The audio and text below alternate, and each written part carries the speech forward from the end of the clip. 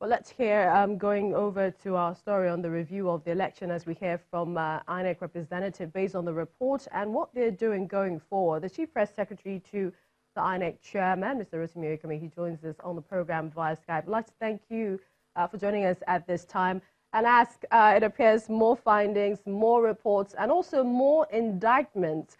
What's your reaction to the latest? Thank you for having me. We have not received the report of the Situation Room formally, but of course we heard about the program held yesterday and the conclusions of the Situation Room.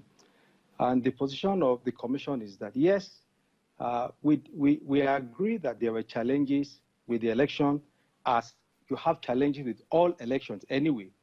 But I think that it is not right to make a sweeping statement that the general elections as a whole were not free and fair. People need to be more specific. There were several elections in one. We had the Presidential and National Assembly, we had the Governorship and State Assembly, and then we had the Federal Capital Territory Council election that coincided with the 2019 general election. So when you say the general elections were not free and fair, which one are you referring to?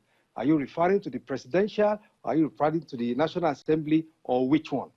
And when you say with a sweeping statement that these elections were not free and fair, are you saying that all the members of the National Assembly, all the members of the State Assembly, and the President, Office of President were not duly elected? I think that is not objective enough.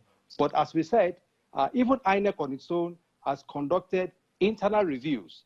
We've done that, and the recommendations harvested from that will be added to the recommendation harvested from the various reports of accredited election observers that cover the election, and then we'll take necessary action going forward. So it's about 8 or 7 pages, which I have a copy of that, and they've talked about some of the things mentioned in the past by election observers, and that is logistical and operational challenges which marred the conduct of the elections, also dampened nationwide enthusiasm, collation of results, another major weakness. But they've also said something, and that is that the commission you should be open to an independent inquiry on some of the issues or the challenges that you face.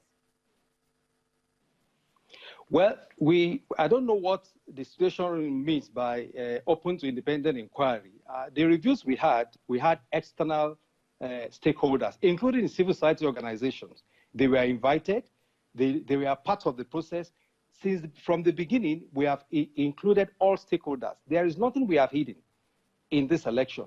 Up to the months building up to the election, all the processes, we involved all stakeholders. In fact, some of our decisions were based on the advice of stakeholders. Now, in terms of logistics, let me take you through some of the things we had to face. In 2015, how many political parties did we have? About 30 or thereabout. Right now, we have 91 political parties.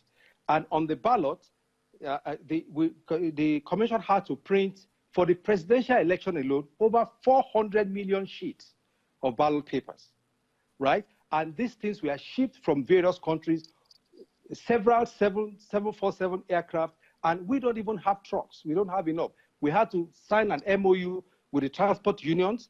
You know, we had to enlist the support of the Nigerian Air Force. We had 6 airport hubs in all the 6 geopolitical zones. And I tell you, there are some areas... We're definitely going to try and get to you, seeing as we're also preparing for 2 other elections, Kogi and Bayelsa. We'll be talking to you in the coming days. But we'd like to thank you for joining us at this time. We'll take a break on the program. Still to come, security concerns and meetings in the State House, as also Catholic Bishop, he opposes the proscription of the Shiite group IMN. We'll bring you details of those very shortly.